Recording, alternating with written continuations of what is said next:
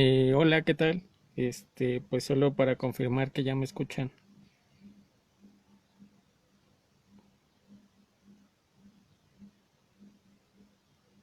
¿Sí? Bueno, pues bienvenidos a esta sexta transmisión del seminario Emanaciones Plotinianas durante esta cuarentena.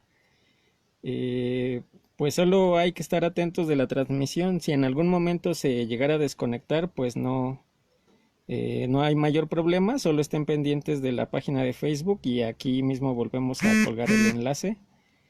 Eh, Pues nada, debo decir que estoy un poco nervioso porque, digamos, los compañeros y compañeras que nos han precedido han sido todos de excelente calidad, especialistas todos en la filosofía neoplatónica. Y bueno, pues yo, como parte del seminario Emanaciones Plotinianas, decidí hacer una exposición sobre la recepción contemporánea de Plotino, en particular de un autor que, digamos, en las discusiones de la metafísica contemporánea sigue muy vigente, que es Henry Bergson. Eh, como tanto la página como las transmisiones que ya se han hecho han estado abocados principalmente al desarrollo de la arquitectura metafísica de Plotino. No me voy a detener mucho en detalles sobre cómo funciona más o menos el esquema de la filosofía de Plotino. Más bien lo que quería acá era un poco como esbozar un poco de qué va como la filosofía de Bergson y cómo hay una apropiación, ¿no? Digamos, del planteamiento plotiniano dentro de esta filosofía de la intuición que desarrolla Henry Bergson. Bueno, un breve paréntesis para recordarles que aquí en el chat que está anexo a la transmisión pueden revisar un pequeño documento que les quiero compartir, en el que podemos revisar algunas citas que vamos a ir como consultando a lo largo de esta charla. Bueno, eh,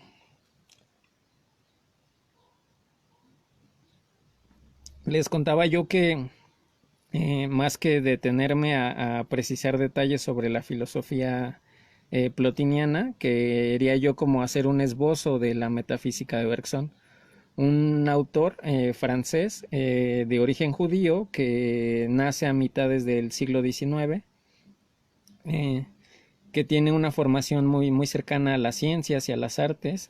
Cabe destacar que de hecho su padre fue músico y que él vivió como en un ambiente como de mucha cultura y mucha erudición desde muy joven.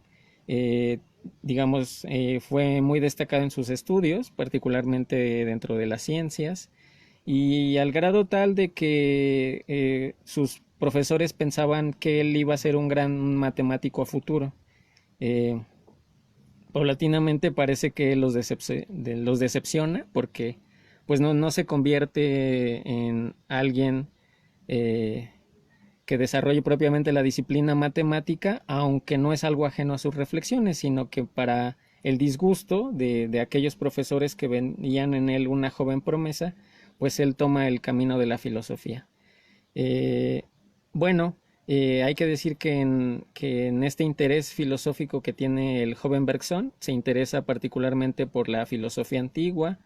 Eh, Él, de hecho, tiene una pequeña antología de divulgación que hace sobre el pensamiento de Lucrecio, pero particularmente algo que lo va a acompañar toda su vida es la lectura de Aristóteles. Eh, Él, de hecho, hace una tesis sobre el concepto de lugar en Aristóteles. Y bueno, hay que decir que esta tesis sería como el primer antecedente donde se puede ver ya como una huella del pensamiento plotiniano. Esta tesis está en gran medida influenciada por el que había sido como su profesor inmediato, un profesor que se llama Rabasón, Robazun es importante dentro de la Academia Francesa porque él, digamos, era alguien que se forma dentro del eclecticismo de Victor Cousin. Victor Cousin, para quienes no lo conocen, fue un republicano que digamos que fue el que se encargó de difundir como todo el idealismo alemán en el ámbito francés, y no solo francés. Paulatinamente las primeras recepciones que llegan a Hispanoamérica del idealismo alemán son a través de Victor Cousin y de una versión muy sui generis que él desarrolla, que se conoce como el eclecticismo. Bueno, ¿qué pasa?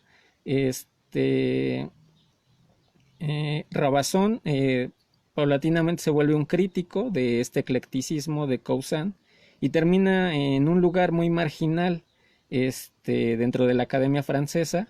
Él más bien pues se vuelve una especie como de anticuario, de alguien, digamos, más o menos especializado en el pensamiento de los clásicos.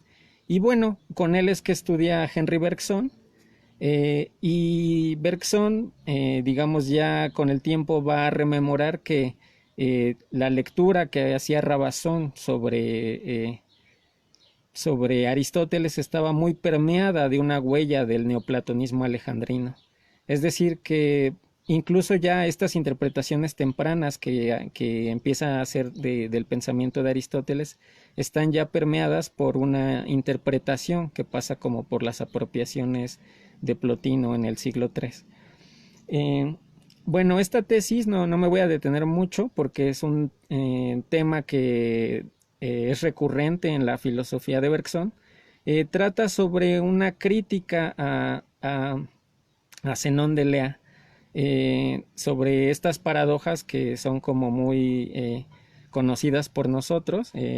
Creo que a cualquiera que se haya iniciado tempranamente en la disciplina filosófica le habrán fascinado estas paradojas en las que Zenón nos plantea, ¿no?, la imposibilidad de pensar el tiempo o el movimiento dentro de digamos, dentro de un tiempo que sería infinitesimal, ¿no?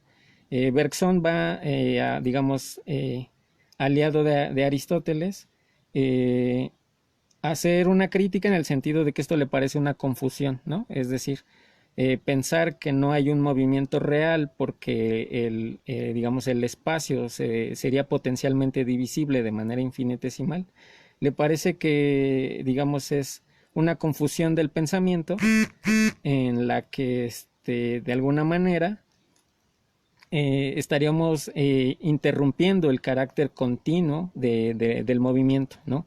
El movimiento es un flujo continuo que no se puede someter a estas disecciones analíticas que pretenden fragmentar como infinitesimalmente el espacio.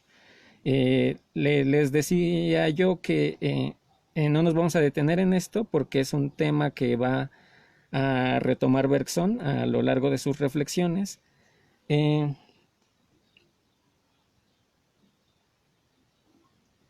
Pero bueno,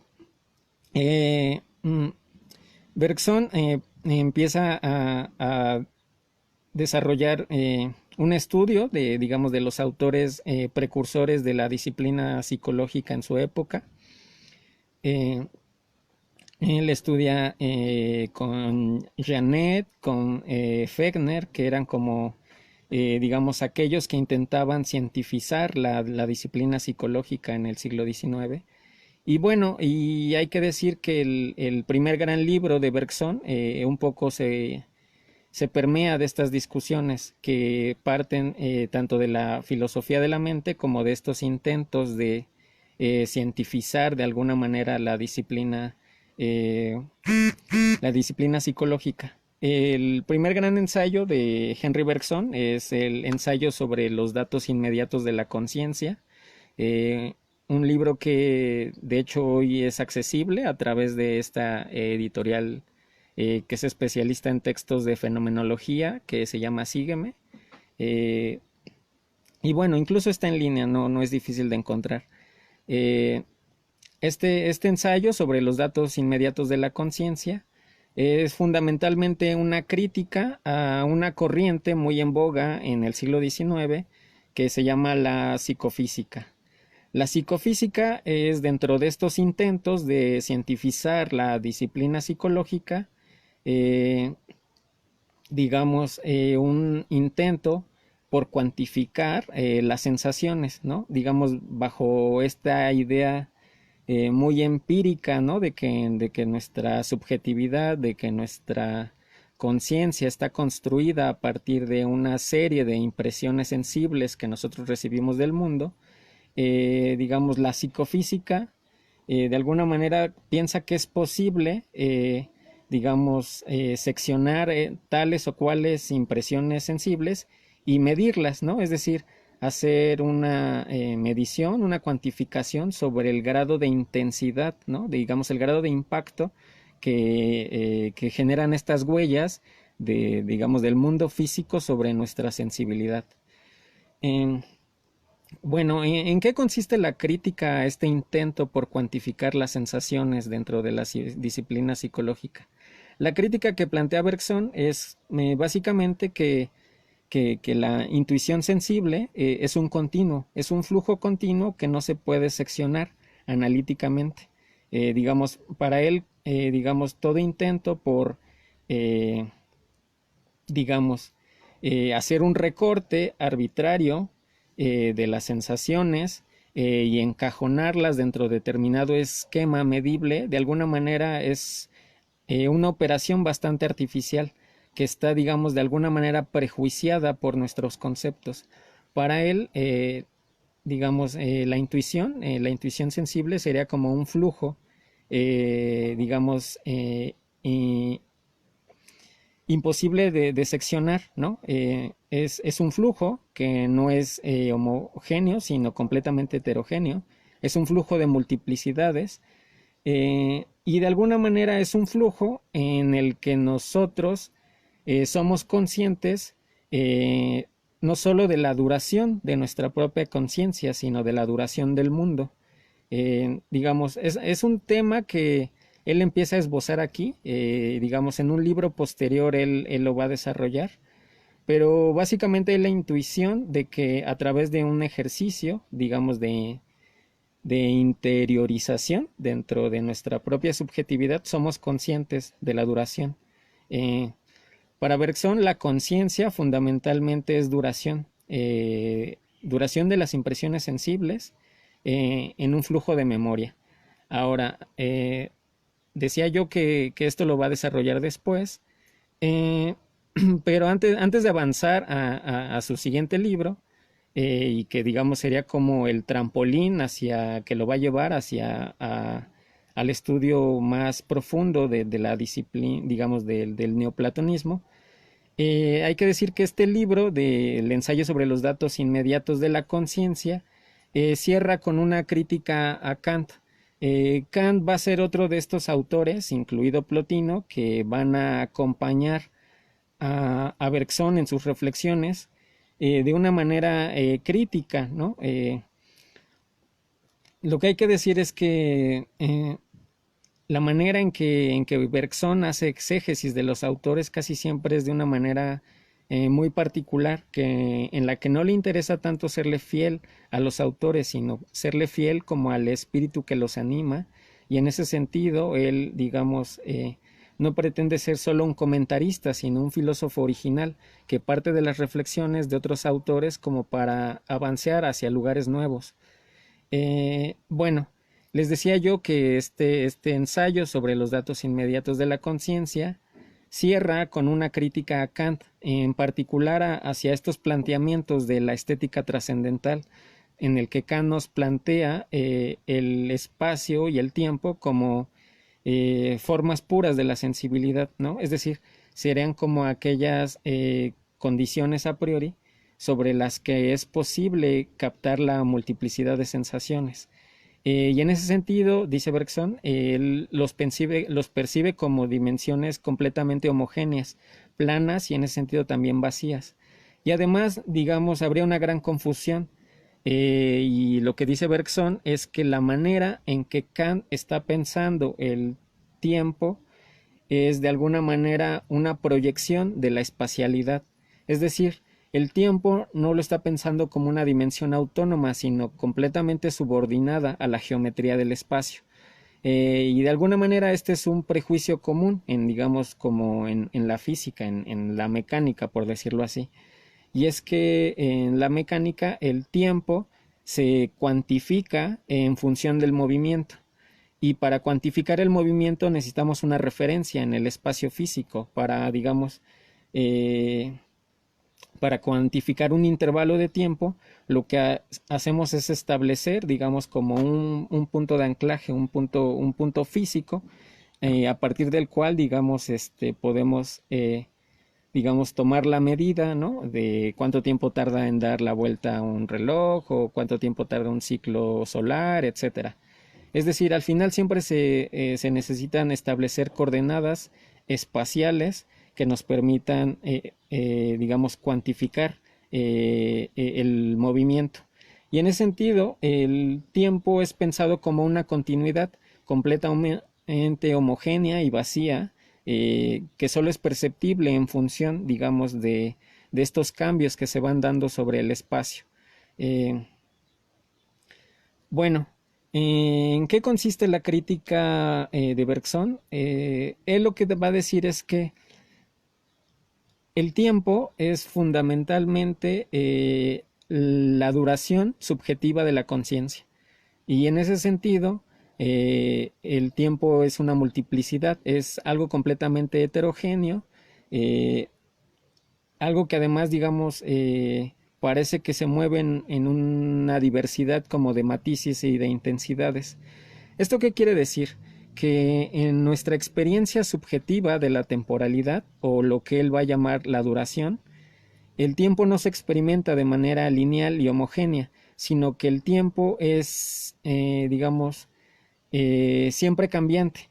Es decir, hay experiencias de nuestra subjetividad que parecen ir más a prisa o de una forma más intensa o más veloz que otros ciertos momentos, digamos, de relajación, de contemplación, ¿no?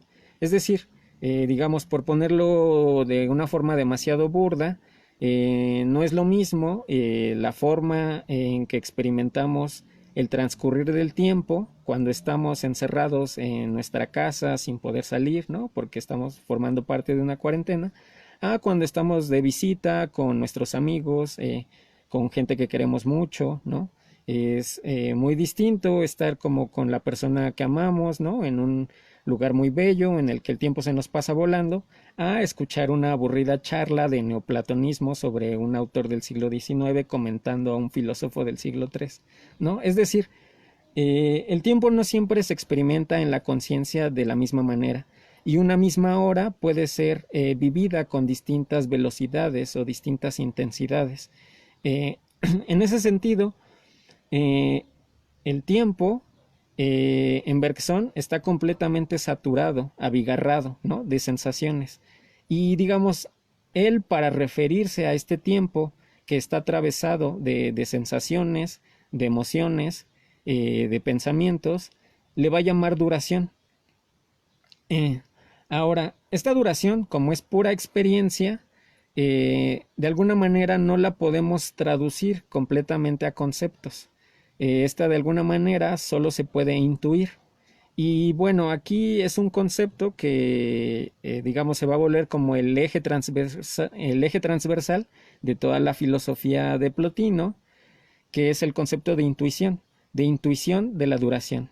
Y aquí por intuición la vamos a entender ya no solo como una huella de lo sensible, sino también como una facultad, digamos, como de nuestra sensibilidad, por decirlo de alguna manera, de nuestra subjetividad, una facultad que de alguna manera remite a este aspecto instintivo, ¿no? De los seres vivos. La intuición de alguna manera la va a contraponer Bergson a las facultades intelectuales que operan a través del análisis y el uso de conceptos. La intuición es algo, digamos, él no lo dice en estos términos, pero podemos entenderlo como algo fundamentalmente estético, ¿no? Digamos, como por decirlo coloquialmente, sería como ese sexto sentido que nos hace actuar independientemente de que seamos capaces de racionalizar algo o no. Bueno, básicamente, y de alguna manera generalizando, estas son como las tesis fundamentales del ensayo sobre los datos inmediatos de la conciencia, que se publica en 1889. Eh,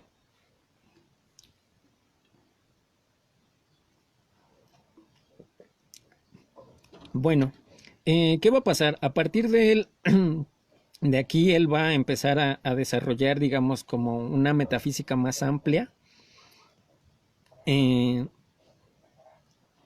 su segundo libro es quizá el más conocido, que se llama Materia y Memoria. Materia y Memoria ya no se limita solo a este aspecto psicológico o epistemológico del ensayo sobre la conciencia, sino que de alguna manera él se atreve a dar un salto ontológico. ¿En qué consiste este salto ontológico que él da en Materia y Memoria? Bueno, a esta intuición de la duración de un tiempo heterogéneo y abigarrado de sensaciones que él había planteado fundamentalmente, lo lleva a extrapolar la multiplicidad de duraciones que componen, digamos, de alguna manera el mundo, el universo. Él de alguna manera lo que afirma es que así como nosotros tenemos una duración de nuestra experiencia subjetiva muy particular, el mundo está compuesto de una multiplicidad de duraciones. Y estas duraciones, de alguna manera, no son inteligibles, no de alguna manera racional, sino de una forma intuitiva. Materia y Memoria fundamentalmente explora el tema de la percepción. Y es un libro que se vuelve fundamental para el desarrollo posterior de la fenomenología en Francia. Si bien realmente el proyecto intuitivo de Bergson difiere, digamos, completamente del proyecto husserliano, este libro de Materia y Memoria se va a volver muy importante para sus predecesores. Por ejemplo, se me ocurre ahorita Merleau-Ponty. Muchas de las tesis que Merleau-Ponty desarrolla en su fenomenología de la percepción, de alguna manera lo que está haciendo es recuperar, digamos, bajo un léxico husserliano, muchas de las tesis ontológicas que Bergson va a proponer en Materia y Memoria. Y bueno, les decía yo que este libro lo que hace es explorar un poco el tema de la percepción. Lo que dice Bergson es que digamos, con un claro gesto platónico, que percibir es recordar, ¿no? Es decir, hay una especie de teoría de la reminiscencia, pero no en el sentido platónico. ¿En qué consiste esta reminiscencia? Básicamente en reconocer que nosotros somos una continuidad, ¿no? Dentro de la realidad. Somos un flujo de materia, ¿no? Que se está constantemente actualizando. Y en ese sentido, digamos, se genera un efecto, una especie de epifenómeno de conciencia que consiste en la continuidad de memoria que de alguna manera es proyectada hacia el porvenir. Bueno, esto suena muy abstracto, pero básicamente lo que va a decir Bergson es que no hay una diferencia tajante y sustancial entre recordar y percibir. Básicamente porque nuestra manera de percibir la realidad de alguna manera está prefigurada ya por nuestras sensaciones previas. De alguna manera es como si, digamos, las sensaciones que hemos acumulado a lo largo de nuestra vida nos fueran dejando una huella que permanece dentro de una continuidad de tiempo, y esa misma huella es la que nos permite decodificar las nuevas sensaciones que se van presentando, digamos, en un presente continuo.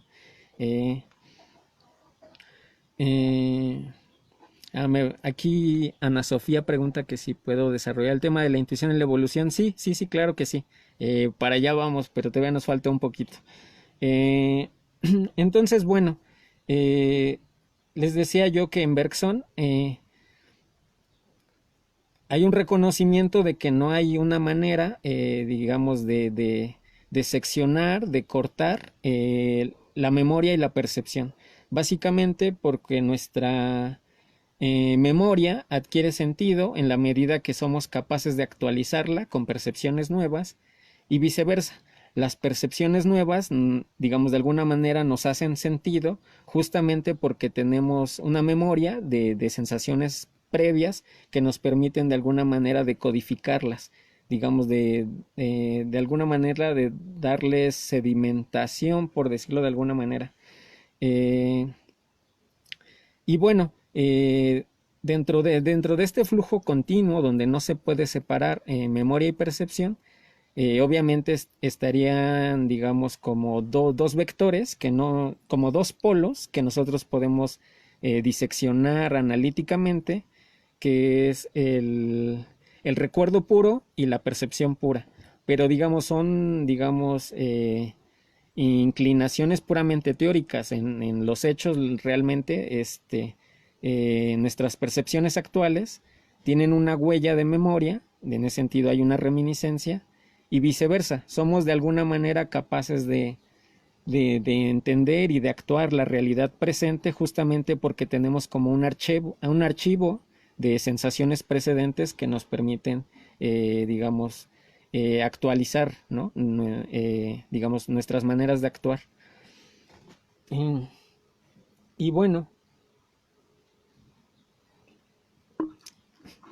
lo que hay que decir es que aquí ya se empiezan a vislumbrar muchas de las tesis que él va a desarrollar en su obra Cumbre, donde él desarrolla toda una teoría de la evolución en diálogo con las disciplinas biológicas de su época, que es la evolución creadora. Pero no vamos a ir todavía para allá. Vamos a detenernos un poquito en este, digamos, en este punto de materia y memoria, en el que él reconoce este carácter de reminiscencia que hay en las percepciones. Eh, esta memoria que nos permite de alguna manera darle sentido al presente. Y digamos, de alguna manera, si fuéramos despojados de esa memoria, que por otro lado esta memoria es un continuo, tampoco es como un repositorio, digamos, completamente estático, en el que uno podría, digamos, Bergson también es muy crítico de esta idea de la memoria, como si fuera una especie como de caja de archivo muerto, en el que uno va y busca, ¿no? En los distintos expedientes lo que le sirve, ¿no? De alguna manera piensa la memoria como una cosa más orgánica y en ese sentido también llena, digamos, como de, pues de desperfectos, ¿no? Eh, pero bueno, ¿qué pasa?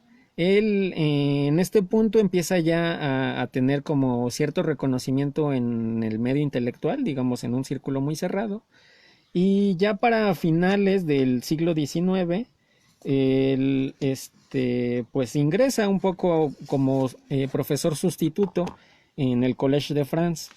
Él va a sustituir por un breve periodo a Charles Labec, que era, digamos, como un estudioso del neoplatonismo en Francia, pero no particularmente de Plotino, sino de Proclo.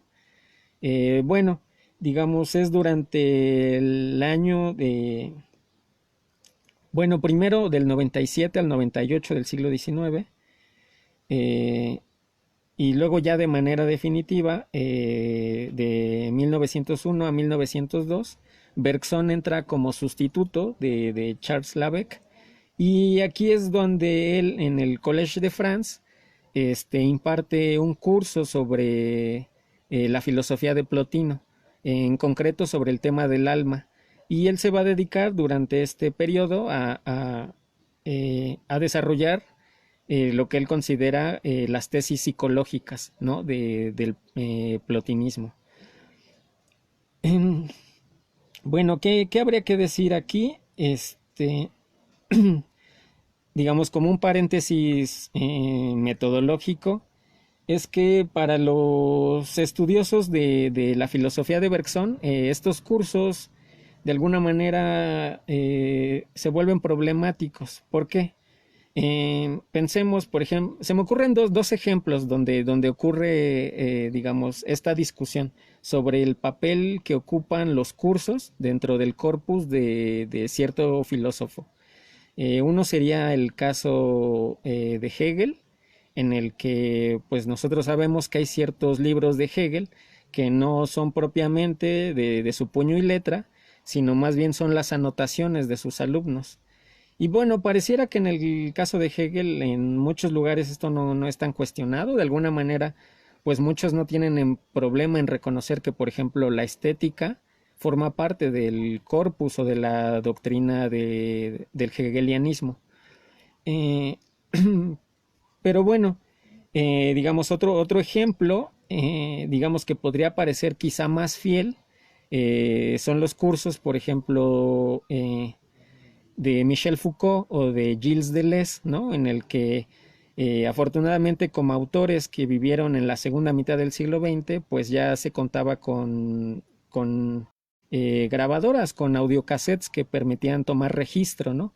De alguna manera una memoria fonográfica de su discurso y que de alguna manera esto ha permitido que se les transcribiera en libros que hoy podemos consultar, como los famosos cursos del Collège de France de Michel Foucault, ¿no?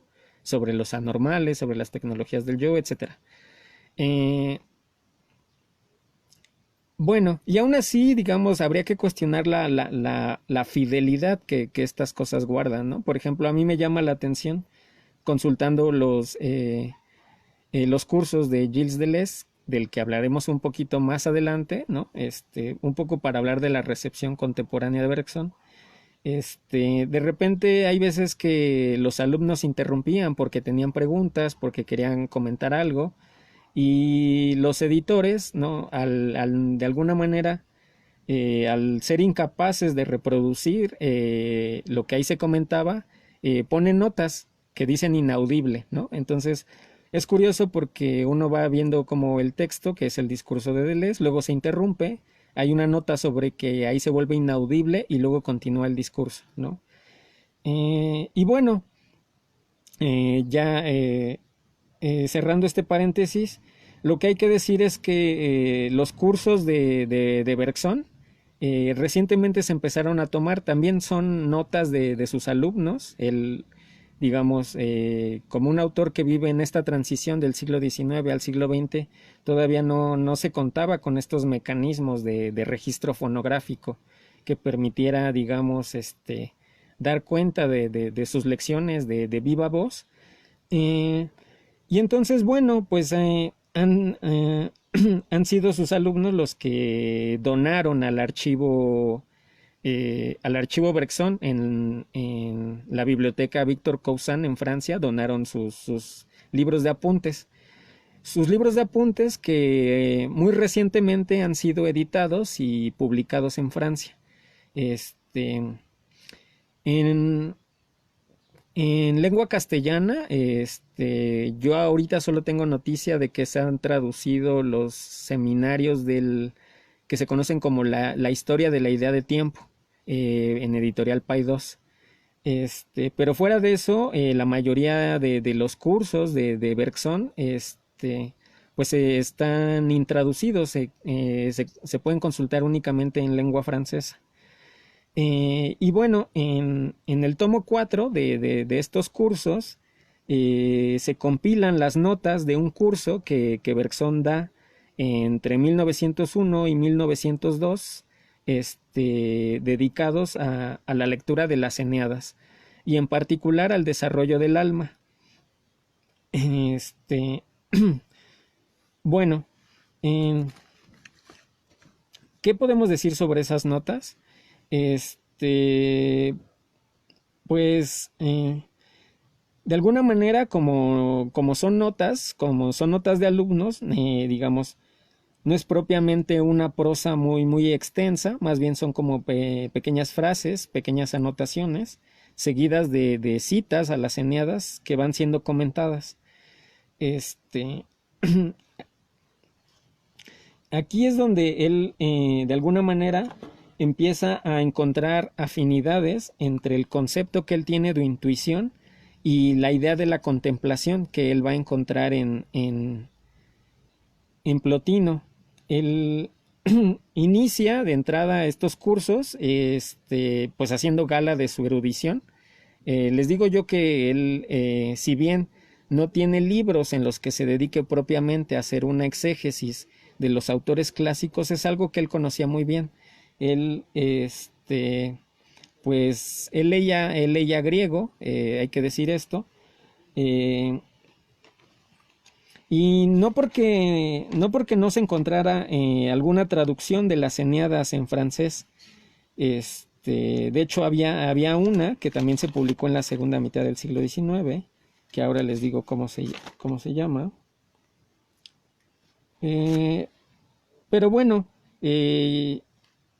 hoy se tiene cuenta de que eh, de que el texto que usaba Bergson para sus cursos sobre Plotino era la llamada edición de Volkmann, que es una edición alemana, que es una edición bilingüe, en la que se compila el texto griego y una traducción en alemán. Esta era la edición que él consultaba. Eh, y bueno, hay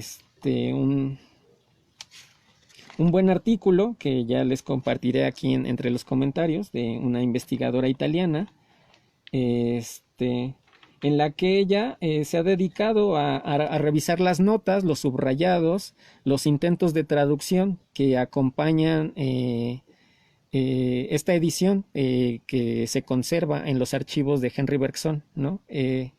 Digamos, esto me parece muy interesante, ¿no? A veces creo un poco que quienes nos dedicamos a la disciplina filosófica no estamos muy acostumbrados a hacer labor de archivo, pero esto me parece fundamental, ¿no? Pues no sé, digamos, quizá en ciertos autores esto está un poco más trabajado. Se me ocurre, por ejemplo, Leibniz, que es un autor que está lleno de textos inéditos. El propio Husserl, ¿no? Que se cuenta con el archivo Husserl, donde pues aquellos que están interesados en la fenomenología no dejan de encontrar cosas nuevas.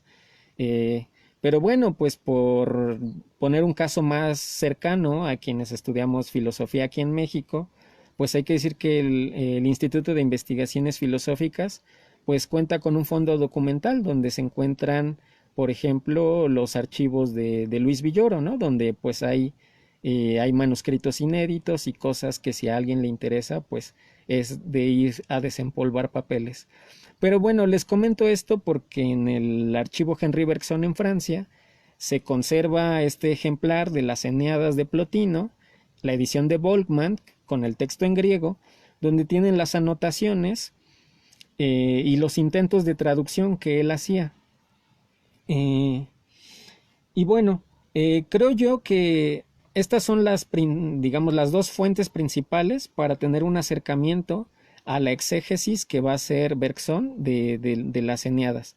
Por un lado, las notas de los alumnos en su curso en el Collège de France, y por otro lado, estas anotaciones que ya les comentaré bien cómo se llama esta investigadora italiana, que es la que se ha encargado digamos, de estudiar, ¿no? Obviamente para nosotros en América Latina nos puede parecer un poco inaccesible esto, pero afortunadamente ella se ha dedicado a hacer una transcripción, ¿no? Por un lado pone el párrafo en griego y inmediatamente después transcribe la traducción al francés que hace Bergson. Un poquito ahorita vamos a ver más o menos de qué va esta exégesis que él hace. Para esto les he compartido un documento que pueden revisar aquí entre los comentarios. En la parte de hasta arriba hay un archivo en el que me tomé la libertad de transcribir algunas citas que de alguna manera nos pueden dar idea de qué va esta interpretación que hace Bergson del pensamiento de Plotino. Y bueno, les decía yo que antes de adentrarse, digamos, a una exégesis profunda de la propia metafísica, él lo que hace es dar una amplia contextualización histórica, ¿no? Él, digamos, de alguna manera parece que hace gala como de su erudición Y bueno, hay que decir que dentro de estos cursos, él también tiene uno dedicado exclusivamente a las filosofías alejandrinas, ¿no? Hay un curso que se incluye en el mismo tomo, el tomo 4 de los cursos en el Collège de France, que es este curso sobre la filosofía alejandrina, ¿no?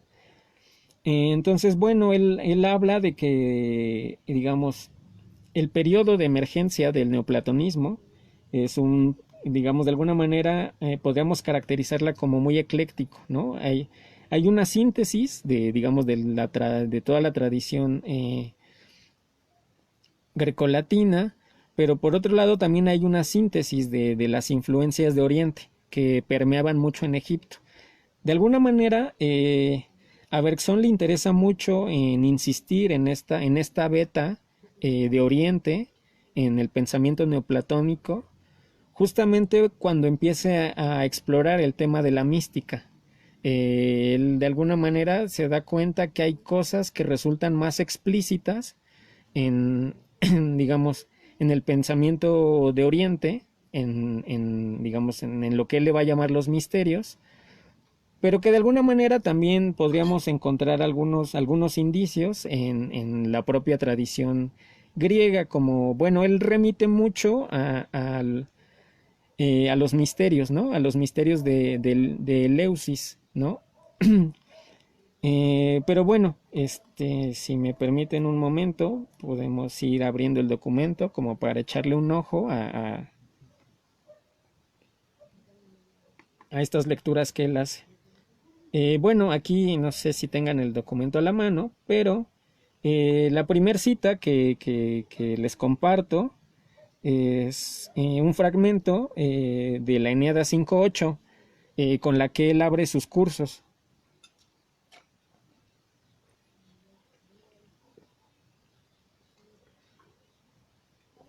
Es, digamos, en este capítulo que versa sobre el tema de la belleza, él, digamos, más o menos el método que se puede ver en las notas de curso son como fragmentos de citas y comentarios que él hace. Y bueno, aquí lo que se vuelve interesante es justamente el contraste entre las traducciones, ¿no? Pues aquí en el seminario nosotros seguimos la traducción de Igal en Gredos, pero realmente yo cuando comparo esto con las traducciones que hace Bergson es algo completamente disímil, ¿no? Pero por ejemplo, vamos a leer este fragmento. Ya parece a mí que aun los sabios egipcios, percatándose de ello, sea en virtud de una ciencia exacta, sea en virtud de una ciencia connatural, en las cosas que querían expresar con sabiduría, no se valían de caracteres alfabéticos, que discurren por palabras y frases, ni de signos representativos de sonidos y enunciados de juicios, sino que, trazando ideogramas y grabando en los templos un solo ideograma para cada objeto, patentizaban de este modo el carácter no discursivo de aquel ideograma, dando a entender que cada ideograma era una ciencia y una sabiduría, una entidad sustantiva y global, y no un proceso discursivo ni deliberativo. Bueno, aquí lo que le interesa a Bergson, leyendo este fragmento de Plotino, son varias cosas. Por un lado, insistir en esta influencia egipcia, ¿no? Digamos, como de pensamiento a partir de ideogramas.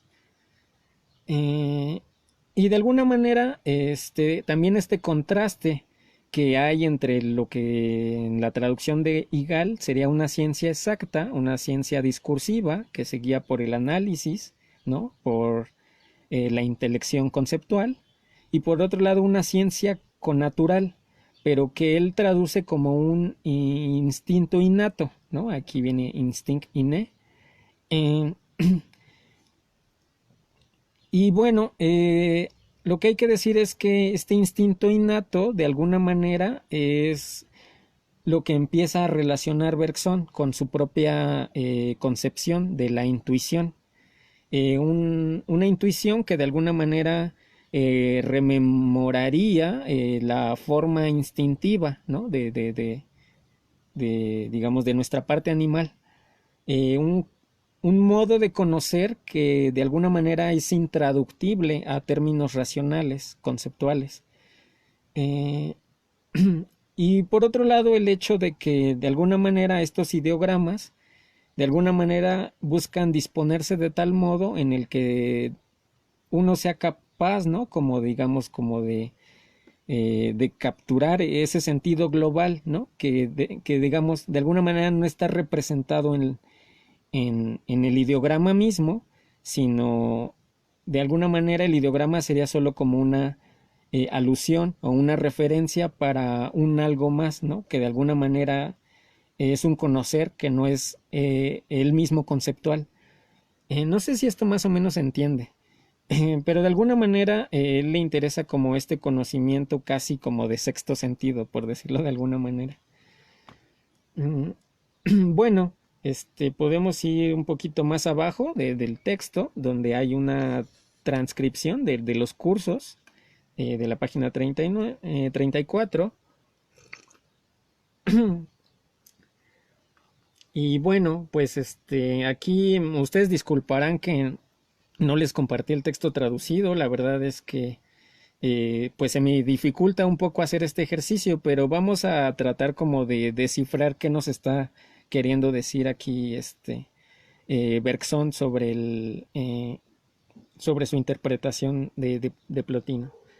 Eh, en la cuarta Eneada nos dice, él describe el estado como se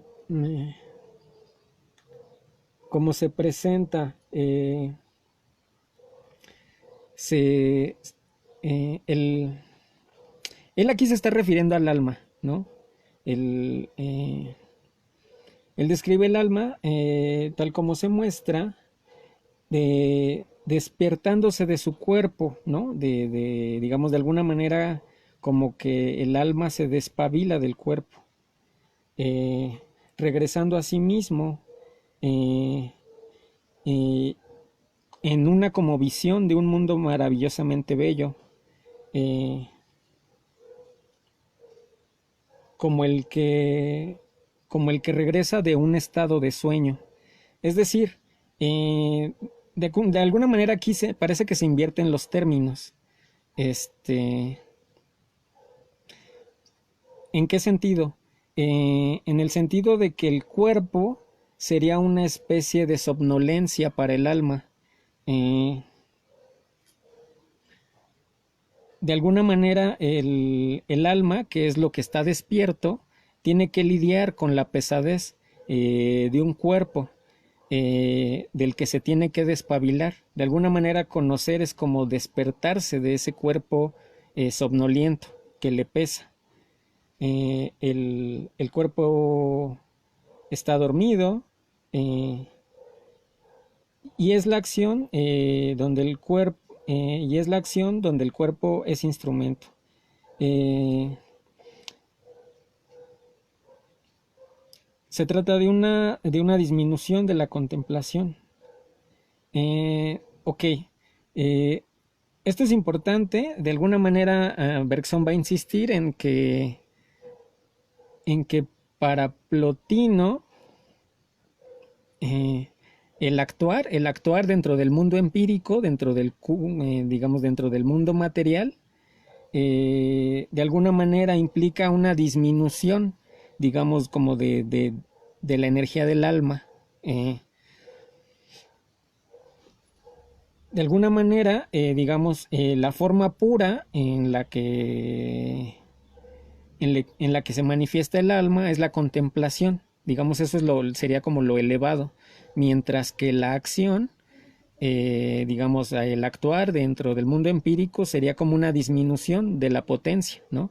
Digamos, esto es claramente neoplatónico, ¿no? Es decir, esta idea de que hay una especie eh, digamos, no es propiamente un desgaste, pero sí como de una pérdida, ¿no? De perfección en la medida que se va dando este descenso entre las hipóstasis.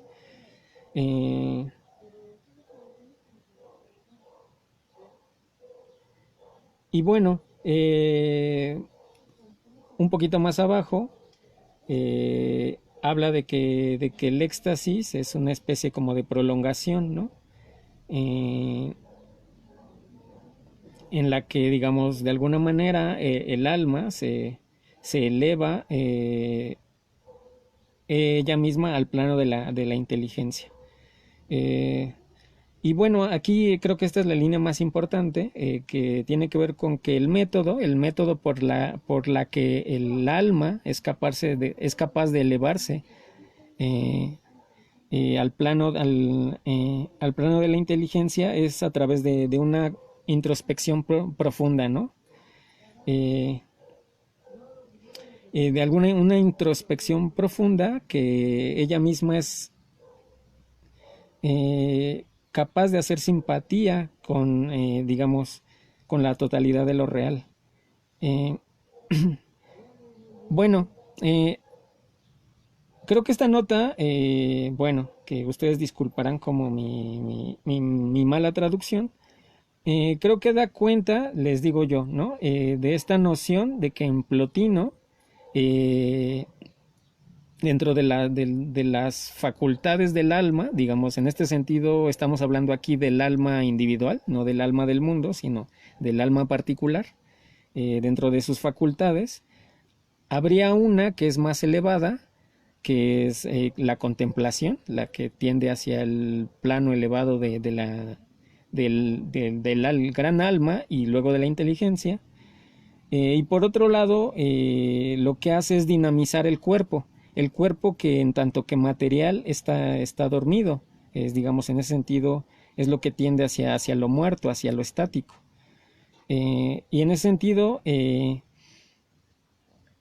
la acción en el mundo empírico sería una degradación de las facultades elevadas del alma, que son propiamente contemplativas.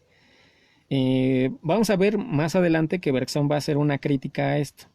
Este, bueno, y por otro lado, esta idea de que el método por la cual captamos la totalidad de lo real es a través de un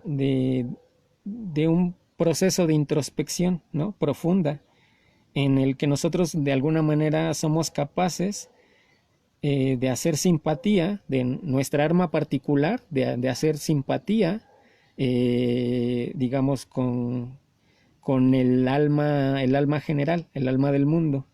Este, bueno, aquí esto no lo transcribí, pero este, Bergson va a insistir mucho de que la noción de alma del mundo, no el alma particular, sino el alma general del cosmos, este, le llega a Plotino, bueno, claramente sí, por Platón, pero digamos, se trata de una herencia pitagórica. Eh, y bueno, para aseverar esto, él remite a la física de Aristóteles, pero básicamente, es decir, surge la idea de que hay un alma del mundo básicamente porque estamos presuponiendo una especie de armonía. Y esta armonía, de alguna manera, es la que nos permite pensar el universo mismo, el cosmos, como un organismo que de alguna manera opera todo en relación. De alguna manera, esta noción de armonía orgánica, dice Bergson, se trata de una herencia del pitagorismo. Y bueno, aquí no lo puse, pero pues él remite a unas citas del libro N de la física de Aristóteles. Eh, pero bueno, creo que aquí ya empieza el punto clave digamos, de la interpretación que hace Bergson de Plotino, las cosas que él retoma y las cosas con las que él se va a pelear en lo sucesivo. A ver, déjenme ver aquí si hay algún comentario. Ana Sofía, volviendo un poco atrás, me tardé un poquito en escribir. En materia de memoria me parece muy importante el concepto de imagen que sí. A ver, que Bergson desarrolla en la introducción. Dame un segundo en lo que leo bien tu comentario. Es que es un poco largo. Ajá.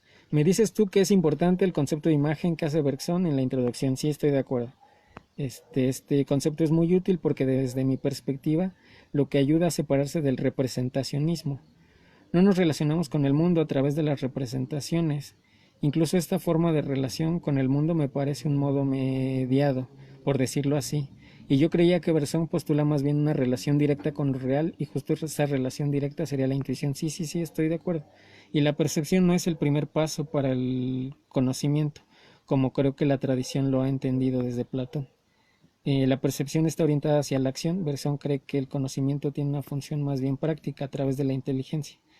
Es como el ser humano se adapta y sobreviene. La ciencia sería el punto culminante de esa inteligencia orientada a la acción, porque en última instancia el conocimiento tiene una utilidad práctica, sí.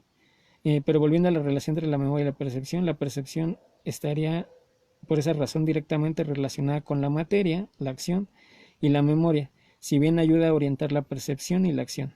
También tiene una mayor profundidad y me gustó mucho eso que comentas de que la memoria no tiene una función de archivo, sino que es algo más vivido y más relacionado con un soporte ontológico de la real. Gracias por la exposición. Bueno, pues gracias a ti por tu comentario. Más bien reparas en puntos en los que yo no me detuve, pero que como bien mencionas, son muy importantes. Insistes tú mucho sobre el carácter práctico, ¿no? De la percepción y del conocimiento. Sí, sí, completamente de acuerdo. Y justamente aquí es a donde empiezan las discrepancias con Plotino. Eh, ¿En qué consisten estas discrepancias? Bueno, pues en esta visión neoplatónica, de alguna manera, esta contemplación, que digamos sería como esta experiencia desinteresada del alma, en la que de alguna manera se busca reencontrarse, digamos, con ese plano elevado de la realidad, con ese, digamos, sustrato divino, y por otro lado, la acción práctica parece que es como el ensuciarse las manos del alma, ¿no? Aquello que necesariamente tiene que hacer en la medida que tiene que vérselas con el dinamismo eh, digamos, habría que recordar que en esta visión neoplatónica es el alma la que le otorga dinamismo a los cuerpos físicos, ¿no? A los seres vivos. Este, y en ese sentido, digamos, aquí parece que frente al carácter elevado de la contemplación, la práctica pues es como ensuciarse las manos con la materia. Pero Bergson, pues de alguna manera, pues piensa que esto no es así. Él piensa que fundamentalmente toda intuición está orientada a la práctica, ¿no? Y que más bien la filosofía sería como aquella cosa extraña en la que de alguna manera tratamos de suspender el carácter como pragmático, digamos, del conocimiento para buscar un conocimiento, para buscar un conocer desinteresado. Pero de alguna manera, pues esto es, digamos, contraintuitivo, por decirlo de alguna manera, es algo extraño. Eh, Incluso a veces se pregunta Bergson si de hecho ese carácter completamente desinteresado de la filosofía efectivamente se logra. Y bueno, él parece apuntar a que si es de hecho posible, es a través de esta interiorización profunda que él asocia con la intuición, ¿no? Con una intuición sensible. Este, pero bueno, regresando sobre otro punto que menciona aquí Ana Sofía en su comentario, sobre esta crítica al carácter representacional, sí, estoy completamente de acuerdo. Es decir, en Bergson, pero también en Plotino, digamos, no existe como esta división tajante que se hace, digamos, desde la epistemología moderna, ¿no? Entre sujeto y objeto. Es decir, entre la idea de de una fuera material y de un adentro subjetivo, ¿no? En el que de alguna manera permanecen como los dos polos intocables, ¿no? Y en ese sentido, la teoría del conocimiento se trataría de ver cómo resolvemos que nuestros conceptos, que nuestras representaciones de alguna manera cuadren o embonen digamos, con la realidad del mundo físico. Este, Más bien, tanto en Plotino como en Bergson, hay una especie como de inmediatez que yo quisiera más bien ponerla en términos de un monismo metafísico. Es decir, de alguna manera hay que reconocer que se trata de una misma sustancia, no hay dos sustancias, no hay una res extensa y una res cogitans, ¿no? O sea, no hay espacio físico y espacio del pensamiento. Más bien se trataría de una continuidad de la sustancia. Si bien con el matiz de que en Plotino esta sustancia pues sufre un proceso de degradación, ¿no? O de elevación, digamos, dependiendo hacia dónde mire uno, ¿no? Es decir, si el alma pretende de inteligir la materia, pues mira hacia abajo y se degrada, mientras que si trata de inteligir como el plano de lo divino, pues se eleva a través de la contemplación y el éxtasis. Este, pero en Bergson más bien hay una inversión de los términos. Es más bien lo pragmático, lo importante, y lo contemplativo, lo que vendría después y casi como un fenómeno añadido o extraordinario, que sería al que se decantaría propiamente la filosofía.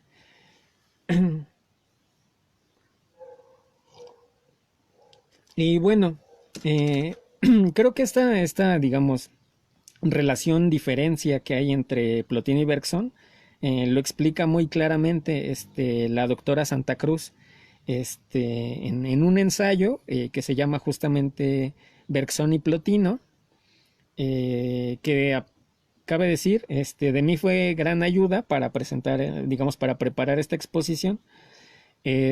Básicamente porque pues ella hace como un recuento como de la bibliografía disponible sobre el tema.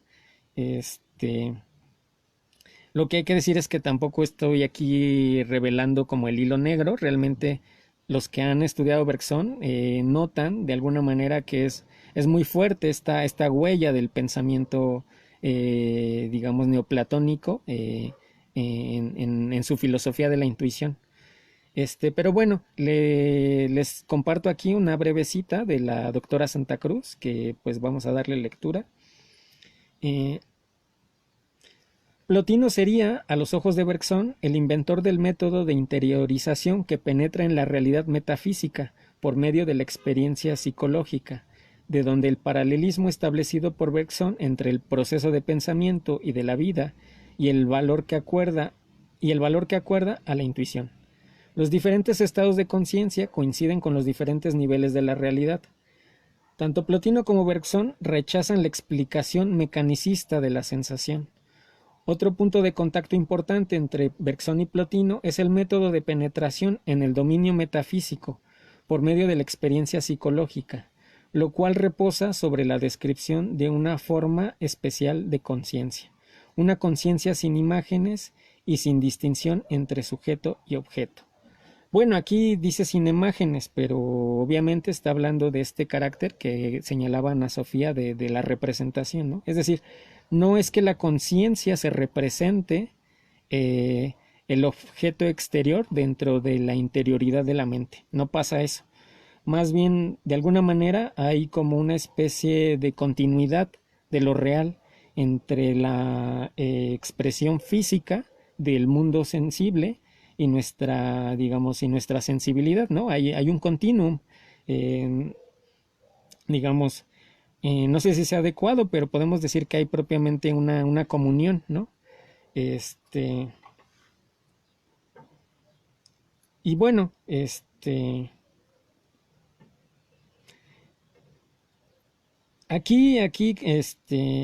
quiero hacer como un paréntesis de nueva cuenta para señalar que donde ya se empieza a ver como esta impronta del pensamiento plotiniano en la filosofía de Bergson de una manera más profunda es en un ensayo de 1903 que es, digamos, prácticamente inmediato a que él imparte sus cursos sobre Plotino en el Collège de France. Este ensayo se llama Introducción a la Metafísica, que pues es fácil de encontrar en línea, incluso pues se puede encontrar como en ediciones muy económicas. Introducción a la Metafísica, que es un ensayo donde él propone un, una intuición que sea capaz de interiorizar en los objetos.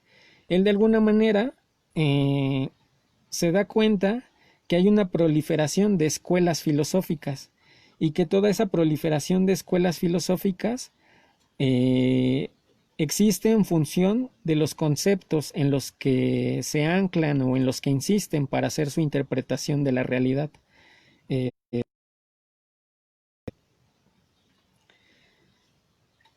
De alguna manera lo que dice Bergson es que los conceptos son algo secundario, algo a posteriori.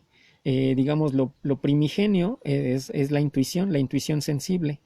Y esa intuición, digamos, cuando se cultiva a través de ese desinterés, es capaz de penetrar en la realidad de los objetos e inteligirlos de una manera absoluta, ya no una manera relativa, como el conocer a través de conceptos, sino de una manera absoluta.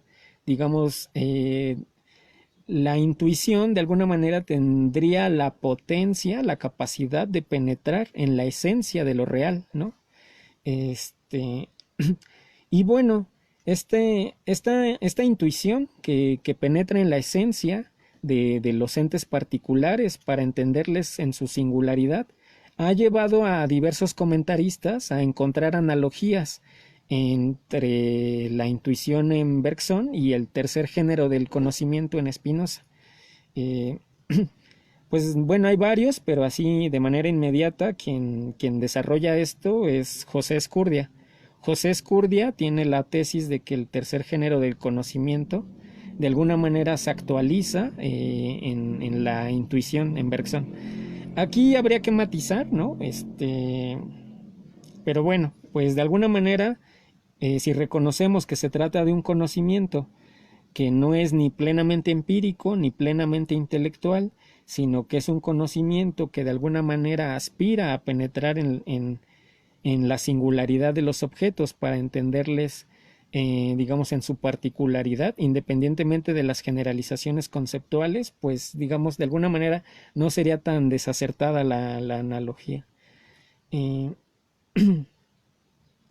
y bueno, les decía yo que donde ya se puede ver este desarrollo de la intuición, de alguna manera inspirada en el neoplatonismo, es en este ensayo de 1904, que se llama Introducción a la Metafísica, que en general creo yo que es el mejor texto para introducirse a la filosofía de Bergson. Eh, eh, pues no sé, me parece que de alguna manera sintetiza muchas de las cosas que él plantea, tanto en el ensayo sobre los datos inmediatos de la conciencia como en Materia y Memoria, de una manera muy resumida y muy clara también, ¿no? También hay que decir que eh, pues Materia y Memoria tiene la dificultad de ser un libro muy denso, ¿no? Muy denso porque está lleno de referencias eh, pues a estudios psicológicos de la época, ¿no? A estudios fisiológicos sobre el cerebro. Tiene todo un capítulo donde él se dedica a estudiar como las patologías de la memoria. Y bueno, es un libro que es maravilloso, pero que realmente implica pues mucha disciplina de lectura, ¿no? Y muchas referencias. Entonces, yo creo que un poco para que tengan un acercamiento más ameno a la filosofía de Bergson, esta introducción a la metafísica sería lo más recomendable. Y bueno, eh, este ensayo justamente comienza haciendo esta distinción que ya vimos aquí desde la cita de Plotino, que hay una diferencia entre el conocimiento intelectual, que se rige a través de conceptos y que básicamente funciona a través de un análisis. ¿Qué es el análisis? Pues la disección. ¿no? De los objetos en cosas que nos resultan, digamos, inteligibles. De alguna manera es un seccionar de los objetos eh, que nos permite llevarle hacia la generalización. Y de alguna manera en ese sentido hay ya una pérdida, ¿no? De su carácter cualitativo, ¿no? Cuando nosotros traducimos un objeto particular, único e irrepetible en términos conceptuales, de alguna manera le estamos despojando de su singularidad, pues para volverlo, ¿no? Una generalidad conceptual. Y por otro lado estaría este conocer instintivo, intuitivo, casi innato, que nos recuerda nuestras facultades animales, eh, que de alguna manera es el que lleva la delantera. Y va a insistir mucho Bergson en que parece que los grandes desarrollos que ha habido, tanto en las ciencias como en la filosofía, pues primeramente son desarrollos intuitivos, ¿no? O sea, en ese sentido Newton habría tenido una gran intuición antes de poder traducir, ¿no? Esa sensibilidad que él tenía a términos, digamos, de una teoría de la gravedad, ¿no? Eh,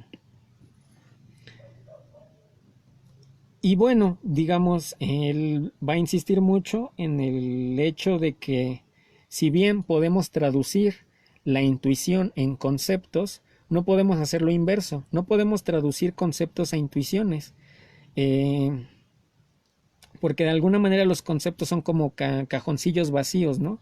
Son como una plantilla, y entonces si a través de esas plantillas, digamos, de esas figuras eh, preformadas, esquemáticas, queremos dar cuenta de la realidad en su singularidad, pues necesariamente va a ser un intento fallido. Y bueno, él propone aquí pues a la metafísica como una disciplina intuitiva que básicamente busque captar la duración de lo real. Y bueno, este, en este documento que les compartí, pues quedan dos citas más. Si quieren las leemos completas, dado que no hay ahorita más comentarios.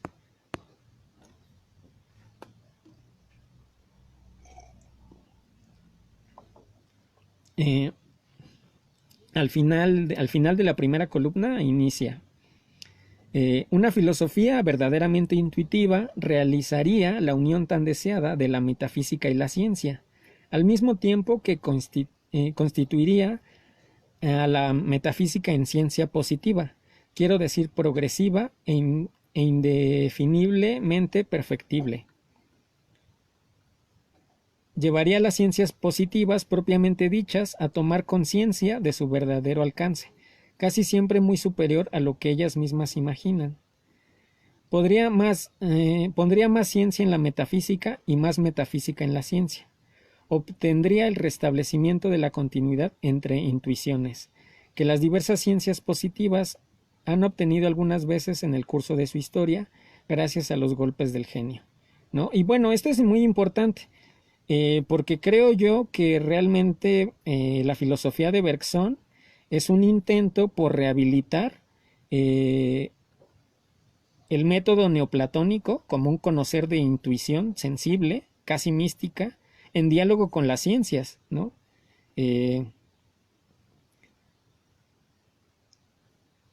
Hay que decir como un breve paréntesis, que Bergson, si bien afirma a un conocer que más bien es de carácter estético, y que muchos calificaron, digamos, peyorativamente como irracionalista, lo cierto es que es un autor que constantemente remite a las investigaciones científicas de su época.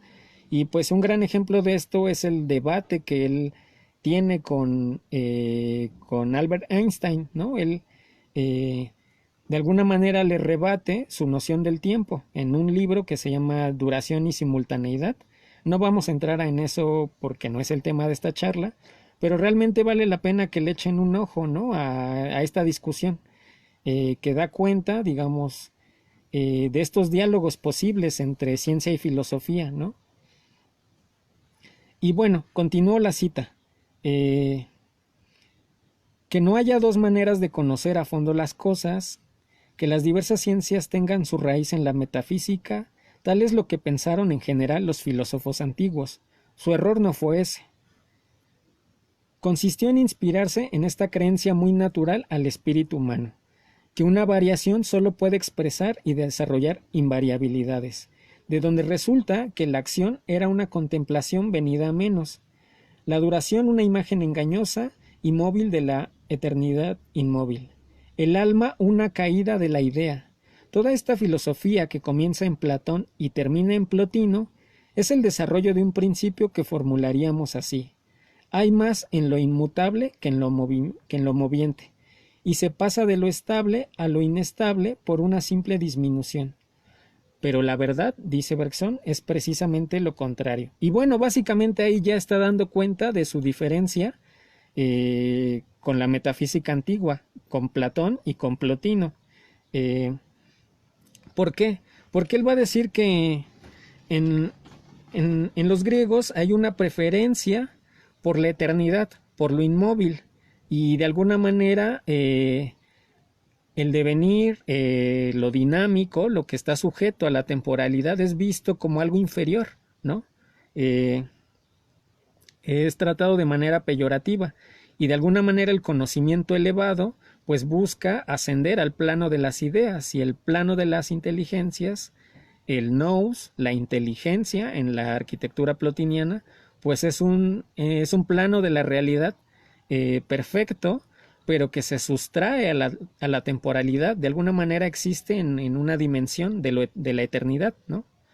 Y el conocer se trataría justamente de acceder a ese plano, ¿no? El salir de la caverna es justamente elevarse a ese plano de lo eterno, en contra de, digamos, de las inmundicias del cuerpo, que está sujeto a las contingencias de la temporalidad, ¿no? Al desgaste del devenir. Y bueno, básicamente lo que hace Bergson de nueva cuenta es invertir los términos, ¿no? Él se da cuenta que lo que goza de mayor realidad, de mayor densidad ontológica, es el devenir continuo, el flujo constante de la realidad, y que lo que nosotros percibimos como eternidad, pues no son más que abstracciones que nosotros hacemos de ese flujo heterogéneo, ¿no? En nuestros intentos por decodificar esa realidad cambiante y completamente heterogénea, en constante devenir, nosotros de alguna manera hacemos abstracción, buscamos puntos de anclaje, de alguna manera hacemos un intento de ralentización conceptual, ¿no? Hay una metáfora muy bonita que yo creo que explica muy bien el papel que juega el filósofo, y dice Bergson, de alguna manera los filósofos somos como niños queriendo atrapar el humo con las manos, ¿no? Es decir, el humo, que es algo completamente fluido, casi evanescente, pues los niños juegan a atraparlo con las manos y nunca pueden, ¿no? Se les escapa. Pues los metafísicos, los filósofos, así vamos, queriendo capturar la realidad con algo completamente estático, inmóvil, lento, que son los conceptos, ¿no? Obviamente los conceptos siempre se quedan cortos. Y de alguna manera parece que la metafísica es como esa disciplina que pretende capturar el dinamismo completamente diverso y cambiante de la realidad, pues con cosas rígidas que son los conceptos. Por eso él va a hablar de la necesidad de volver los conceptos algo fluido, algo completamente móvil, algo que de alguna manera sea capaz de emular, ¿no? Ese flujo de la realidad. Y bueno, aquí cierra esta cita del ensayo sobre la introducción a la metafísica, que les recomiendo ampliamente. Y bueno, vamos aquí a leer un comentario de... ¡Ay, Alexa! ¡Qué gusto! Si Bergson propone que la filosofía se haga desde la intuición más que desde el análisis, podríamos pensar que él ve en la filosofía de Plotino esta misma indicación. siendo que el análisis ve la multiplicidad y la intuición la unidad.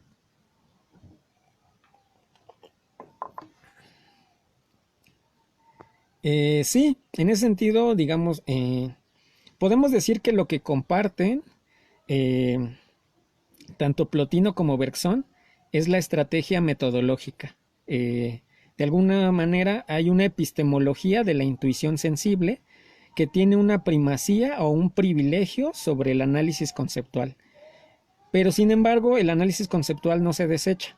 Lo que hay que entender es que el análisis debe ir siempre subordinado a la intuición sensible. De alguna manera, quien lleva la delantera, pues es, digamos, esta facultad instintiva, casi innata, ¿no? Casi animal, incluso, diría Bergson. Eh, y que en Plotino se resuelve más bien como esta elevación del alma.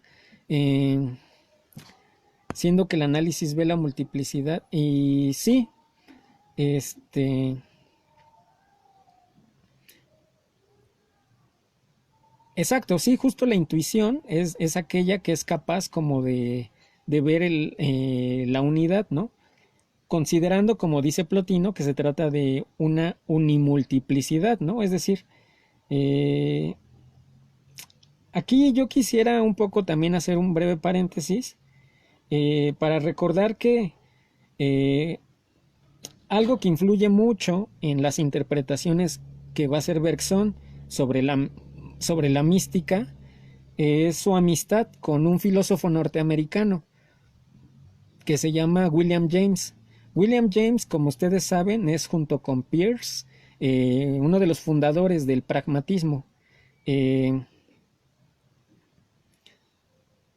y bueno, James tiene un libro que se llama Las variedades de la experiencia religiosa.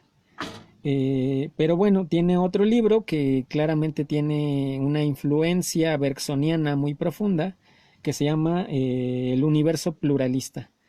Y pues él habla justamente de esa dificultad que implica como hacer una sutura entre lo que se nos presenta de manera múltiple, heterogénea, digamos, aglutinar todo eso en una gran síntesis, ¿no? En una gran síntesis cosmológica. De alguna manera parece que siguen vigentes esos problemas que se habían abierto con Parménides, ¿no? Entre esta contradicción entre lo uno y lo múltiple. Pero, digamos, aquí habría un intento de hacer esa sutura entre lo múltiple hacia una unidad que contenga esos múltiples sin reducirse a una suma aritmética. Habría un intento que eh, que no parte como por ejemplo en Hegel de una síntesis racionalista, sino más bien se trata de una síntesis intuitiva. Eh, pero sí, habría que decir ya para cerrar este punto que no hay un desecho de la facultad racional, sino que básicamente se trata de insistir que este racionalismo parece un tanto hueco o un tanto estéril en la medida que no sea capaz de dejarse llevar como por las intuiciones de la sensibilidad. Eh,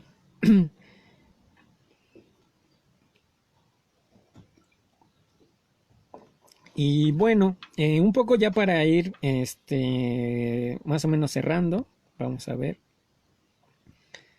Eh, que a partir, digamos, ya de este ensayo, las referencias a Plotino en la obra de Bergson se vuelven cada vez más constantes. Él, pocos años después, va a publicar un libro que lo lanzaría a la fama, que se llama La evolución creadora, que, digamos, este vendría a ser como el que corona el sistema metafísico de Bergson. Pues más o menos entre los comentaristas hay un consenso de que la metafísica de Bergson se compila en estos tres libros, ¿no? Que ya mencionamos. Por un lado, el ensayo sobre los datos inmediatos de la conciencia, materia y memoria, y la evolución creadora. El primer ensayo, digamos, tendría este carácter epistemológico en el que se reconoce la duración de la conciencia. Luego vendría materia y memoria, donde ya no se trata de afirmar solo la duración subjetiva, sino la duración del mundo real en su diversidad. Y en ese sentido, digamos, tendría un carácter ontológico. Y finalmente, digamos, la evolución creadora, donde ya hay todo un desarrollo metafísico de estas tesis que, que le llevan a problematizar, digamos, las discusiones de la teoría evolutiva en su época, particularmente las que son herederas de Darwin y de Lamarck. Él, él en la evolución creadora, de alguna manera, está estableciendo un debate crítico con dos tendencias que él ubica dentro de la teoría evolutiva, que es lo que él le llama el mecanicismo y el finalismo. El mecanicismo, esta idea, digamos, de pensar como los entes biológicos como si se trataran de un sistema causal completamente cerrado, lineal, ¿no? En el que todo se rige por relaciones de causa y efecto, en un sentido muy, digamos, muy cuantificable, ¿no? Y por otro lado, el finalismo, es decir, digamos, esta idea teleológica de que la evolución se dirige a un cierto fin predeterminado. Él piensa que de alguna manera estas son dos tendencias que se vislumbran en las explicaciones evolutivas que hay en su época. Y bueno, él plantea como una tesis propia, que es la tesis de la evolución creadora, que aquí también los comentaristas suelen encontrar una afinidad con el neoplatonismo, particularmente con lo que se conoce como la teoría de la emanación. ¿Qué va a decir Bergson sobre los organismos? Pues básicamente lo que ya había dicho anteriormente, que que cada ente tiene una duración particular de la conciencia. Ahora, creo que olvidé un punto importante, y es que la conciencia en Bergson está completamente desantropomorfizada, es decir, su referente de la conciencia no es la conciencia humana. Él pues habla de la conciencia de las plantas, de la conciencia de los animales. De alguna manera hay una especie de... no sería propiamente un panpsiquismo, es decir, la idea de que hay una psique, digamos, como del mundo, algo que, por ejemplo, sostendrían otros autores como Fechner, sino más bien se trataría de un polipsiquismo, es decir, habría una multiplicidad de psicologías, de conciencias, ¿no? Y, y hay que reconocer aquí que no se trata de una conciencia conceptual, ¿no? Como la de los animales humanos, sino más bien él le llama conciencia a la capacidad de discernir entre opciones posibles. Para él, incluso las plantas tienen una protoconciencia, en el sentido de que, digamos, tienen la posibilidad de florecer hacia donde está la luz o hacia donde está la sombra. Es decir, dentro de un campo de posibilidades hay digamos, hay un impulso vital que las hacen discernir entre tal o cual dirección. En ese sentido habría como un indicio de lo que nosotros llamamos la libertad, ¿no? Y de alguna manera, yo creo que, por ejemplo, aquí hay una diferencia muy grande por ejemplo, con la metafísica de Spinoza, que de alguna manera se ha interpretado de una forma más determinista. En Bergson, de alguna manera, pues sí cabe una noción de libertad en el sentido espontaneísta, ¿no? Es decir, si hay la posibilidad de que emerja algo nuevo. Dice aquí Ricardo Presa que la conciencia es vida. Sí, sí, efectivamente. En ese sentido, digamos, la conciencia es un fenómeno que emerge cuando surgen posibilidades virtuales, ¿no? Lo vivo es lo que tiene capacidad de agencia, a diferencia, digamos, como de la materia inerte. Y entonces, ¿qué pasa cuando reconocemos que hay una conciencia en la multiplicidad de organismos? que de alguna manera hay una libertad intrínseca en su modo de actuar, eh, una especie como de, digamos, por traducirlo a términos, digo yo, quizá no sea exacto, porque hay diferencias con la concepción de Spinoza, pero podemos decir que hay un conatus, ¿no? Es decir, hay un impulso, Bergson le llama un elan vital, es decir, como una especie como de energía, no sé si sea adecuado hablar de energía, más bien hay una especie como de volición, ¿no? De voluntad, por decirlo como en términos de Schopenhauer, ¿no? Un principio de preservación ontológico que tiene un carácter de discernimiento, ¿no? Digamos, y en ese sentido también como de cierta espontaneidad, una espontaneidad que tiene un cierto carácter creador. Y en ese sentido todos los seres vivos se están actualizando constantemente, pero no de manera mecánica, sino por un impulso vital que los lleva a persistir en su ser.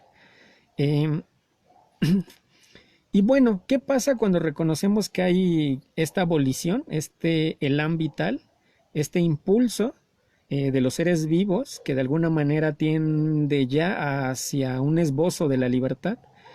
Pues básicamente que no hay ni mecanicismo en el sentido determinista de que los organismos vivos funcionarían como una especie como de máquina de causa y efecto, y por otro lado tampoco hay un finalismo, tampoco hay un, digamos, un lugar prefigurado, una meta hacia donde se tendría que realizar la vida. De alguna manera la vida tiene un carácter de espontaneidad continua, de constante creación. En ese sentido, aquí la doctora Santa Cruz encuentra una analogía, ¿no? Entre, digamos, entre la emanación y el elan vital, ¿no? Es decir, la realidad, al menos la realidad orgánica viva, estaría constantemente haciéndose en una especie como de creacionismo continuo, en una especie de emanación de lo real que se vislumbra en la temporalidad. Eh, y bueno, en la evolución creadora también hay algunas notas, sobre Plotino. Ya no voy a abundar con eso, más bien, nos quedan ya unos pocos minutos de la charla, este, y pues quisiera cerrar yo con un libro que a mi parecer como que ya engloba y sintetiza tanto las influencias como las diferencias de Bergson con Plotino, que es su, digamos, el libro ya tardío dentro de su producción filosófica, y que de alguna manera se lee un poco al margen dentro del esquema de su metafísica, ¿no? De alguna manera a los estudiosos de Bergson siempre les ha parecido como un libro que descuadra dentro de la arquitectura metafísica que ya se había planteado en estos tres libros precedentes. Este libro tardío, que se puede leer como una antropología de la religión, pero también como una fenomenología de la mística, se llama Las dos fuentes de la moral y la religión. Las dos fuentes de la moral y religión es un libro donde Bergson sostiene el carácter necesario como de... él le llama la función fabuladora. La función fabuladora es nuestra capacidad de crear mitos, ¿no? Eh, y esta capacidad de crear mitos paulatinamente es lo que engendra las religiones, digamos. ¿Y a qué responde esta función fabuladora? Pues a la fe. Y la fe en Bergson parece tener casi una necesidad biológica, sobre todo en los sujetos que desarrollan más ampliamente la inteligencia. De nueva cuenta, la inteligencia en Bergson es algo muy desantropomorfizado. Hay protointeligencia en las plantas y en los animales, si bien en ellos prima más el instinto. Pero ¿qué pasa? Como nosotros en los humanos está más desarrollada la inteligencia que el instinto, por decirlo de alguna manera, necesitamos un contrapeso. Porque la inteligencia de alguna manera, pues, es decir, si alguien cultivara únicamente la razón, se vuelve muy poco práctico en el mundo. Digamos, devendríamos sujetos individuales, egoístas, ensimismados, este,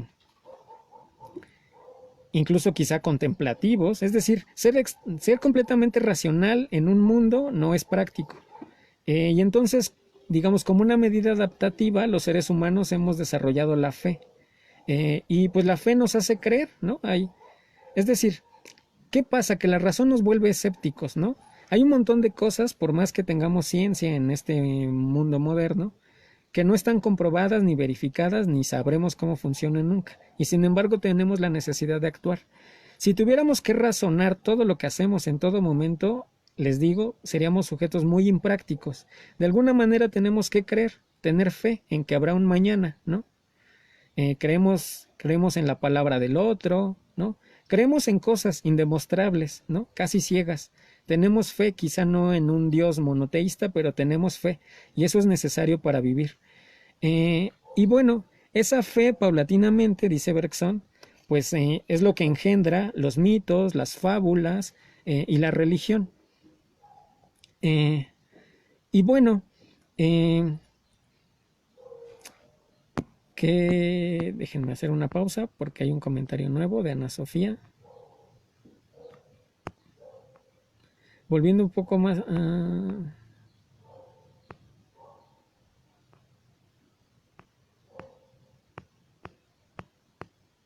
no. Me pregunta Miguel Ángel Ocampo que si hay teleología, no hay teleología respecto a la evolución. Pues en Bergson no, justamente no. Es decir, de alguna manera los seres vivos evolucionan hacia donde su libertad los lleva, ¿no? No hay un destino prefigurado, ¿no? No es que las especies tengan que cumplir una meta. Y en ese sentido, pues las especies pareciera que son un poco creadoras de su propio destino. Eh, unas más que otras, ¿no? Porque obviamente pues dependen también de su interacción con el medio, etcétera, pero no, propiamente no hay un destino ni teleología. Hay quizá una teleonomía, pero no me voy a meter en eso, ¿no? Quien aborda eso es un autor que se llama Jacques Monod, que tiene un libro que se llama El azar y la necesidad. Pero bueno, pues ya quedan pocos minutos y cierro un poco con estas reflexiones de las dos fuentes de la moral y la religión. Les digo yo que él trata de dar una explicación sobre la función biológica que cumple la fe dentro de los organismos racionales, ¿no? Y un poco lo que termina diciendo Bergson es que mientras los humanos seamos humanos vamos a tener necesidad de fe y no hay de otra, ¿no?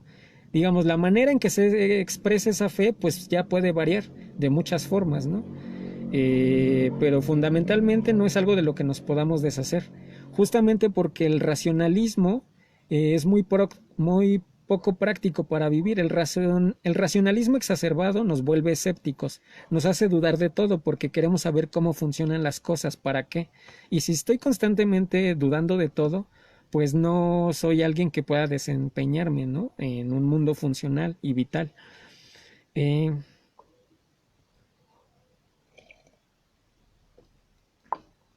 Y bueno, entonces les decía yo que esta función fabuladora, que digamos de alguna manera responde a esta necesidad biológica que cumple la fe, pues se concreta ya en un aspecto social en la institución de religiones. Y bueno, creo yo que este libro puede leerse también como una especie de texto precursor de la filosofía de la religión, ¿no? Creo que él plantea ciertas hipótesis en las que podemos más o menos generalizar la experiencia de religiosa. Y acompañando esto, además del diálogo con William James, del que ya les mencionaba, ¿no? En su libro sobre las variedades de la experiencia religiosa. Y bueno, ¿qué va a decir Bergson? Que dentro de la religión, si bien hay una diversidad de formas en que ésta se manifiesta, fundamentalmente podemos ver dos tendencias. Lo que él le llama la religión abierta y la religión cerrada. Que básicamente son como dos tensiones, digamos, dos extremos de un mismo movimiento, ¿no? Del desarrollo social. Eh, Dice Ricardo Presa, esa es la lectura que se hace tradicionalmente, pero los tiempos son otros y hay más lecturas. Sí, sí, estoy de acuerdo.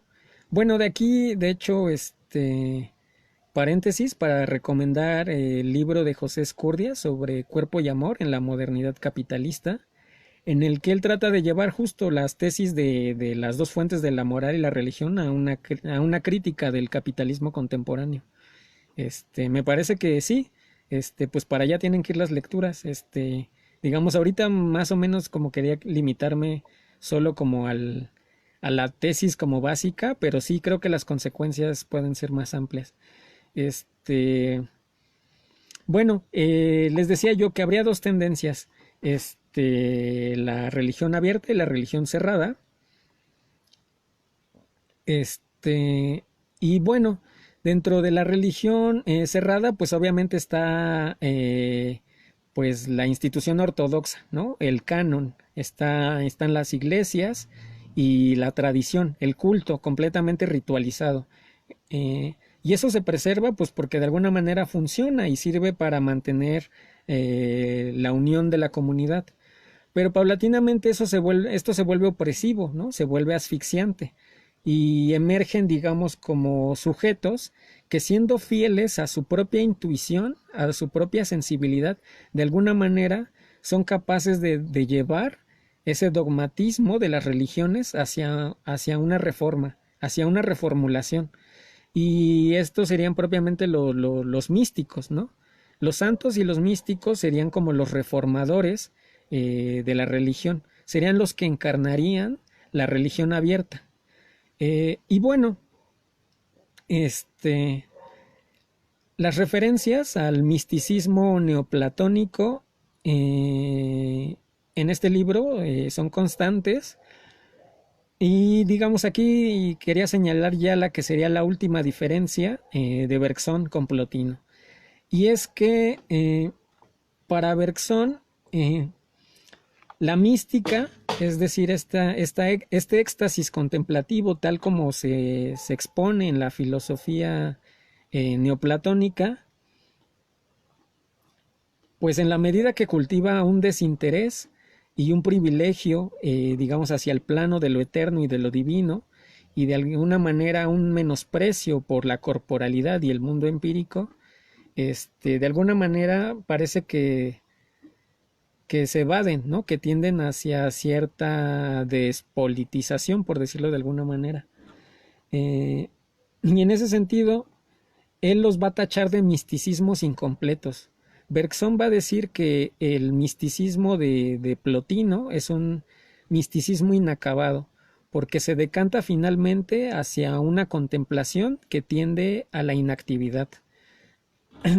Y bueno, digamos, no se expresa únicamente así de Plotino, sino también, digamos, por ejemplo, de ciertos misticismos orientales como el de la India, habla del brahmanismo, del budismo, que de alguna manera tienden hacia un desapego de la corporalidad y de la realidad palpable, histórica. Y él de alguna manera contrapone estos misticismos de la contemplación a un misticismo de la praxis, a un misticismo, digamos, reformador de la realidad histórica. Y ahí él encuentra pues a representantes del misticismo cristiano.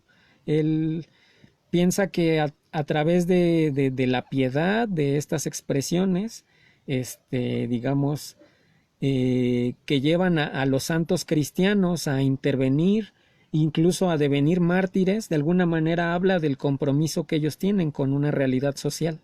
Y en ese sentido no hay un desapego del mundo, sino una entrega radical al mundo, ¿no?